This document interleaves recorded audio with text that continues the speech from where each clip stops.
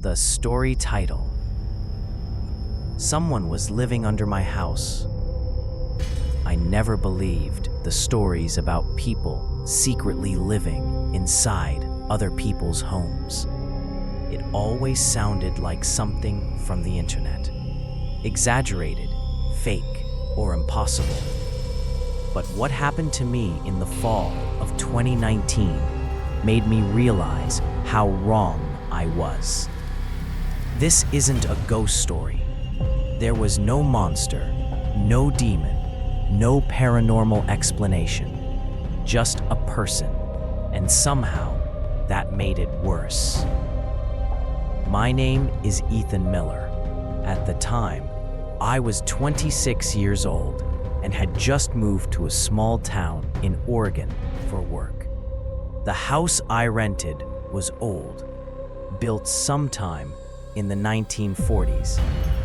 Wooden floors, narrow hallways, a crawl space beneath the house that the landlord warned me never to enter unless there was an emergency. I didn't question it. The rent was cheap. The neighborhood was quiet. And for the first 2 weeks, everything felt normal. The noises started during my third week. At first, it sounded like scratching. Not loud, not aggressive. Just slow movement under the floorboards. I assumed it was rats, old house, old pipes, nothing unusual. But then the sounds began happening only at night, always between 2 and 4 a.m. And they always stopped the moment I got out of bed. One morning, I noticed the kitchen cabinets were open. Not wide open, just slightly ajar. I blamed myself. Then my shoes were moved. Then my phone charger went missing, only to reappear 2 days later on the kitchen counter. I laughed it off.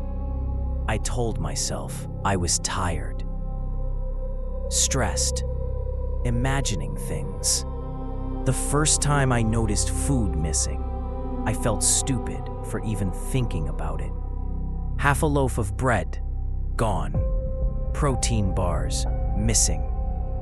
A sealed can of soup, opened and placed back in the cabinet. That's when I started paying attention. I began taking pictures of my kitchen before bed. Every morning, something was different. The crawl space entrance was in a small hallway closet. I hadn't opened it since moving in. One night, around 3:17 a.m., I heard a soft thud beneath my bedroom. I grabbed my phone flashlight and checked the closet. The crawl space door was open, just a few inches. I shut the door and locked it.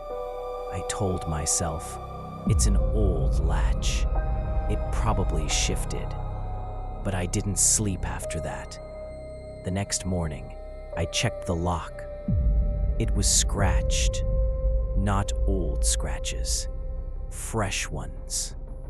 Over the next few days, I felt it constantly, like someone was watching me. Not from outside, from inside the house. I'd hear breathing under the floor when I stood still long enough. Slow, controlled, like whoever it was knew how not to be heard. I set up my laptop camera facing the hallway closet. I left my phone recording audio overnight. The next morning, I reviewed the footage. At 2:46 a.m., the closet door moved. At 2:49 a.m., something whispered. I called the police. They arrived, opened the crawl space. What they found still makes my stomach turn. A sleeping mat, empty food wrappers, bottles filled with urine, and photos of me printed and taped to the foundation beams. Photos taken inside the house while I slept. The detective told me something they didn't put in the report. The man said he never planned to hurt me. He said he just wanted to belong somewhere again. Then he said, "Lock the door the last night." I almost went upstairs. The man was found 2 days later. He had been living under the house for 7 months, long before I moved in. A former tenant, homeless, watching, waiting. He knew my schedule better than I did. I moved out immediately. I threw away almost everything I owned. For months, I slept with the lights on. Even now, I still wake up at night, listening for sounds beneath me. The scariest part isn't that someone lived under my house. It's that he could have stayed hidden forever.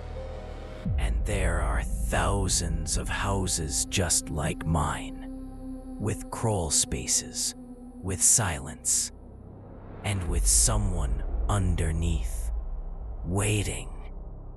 If you hear something under your floor at night, don't assume it's just the house settling. Sometimes, it's someone learning how you live.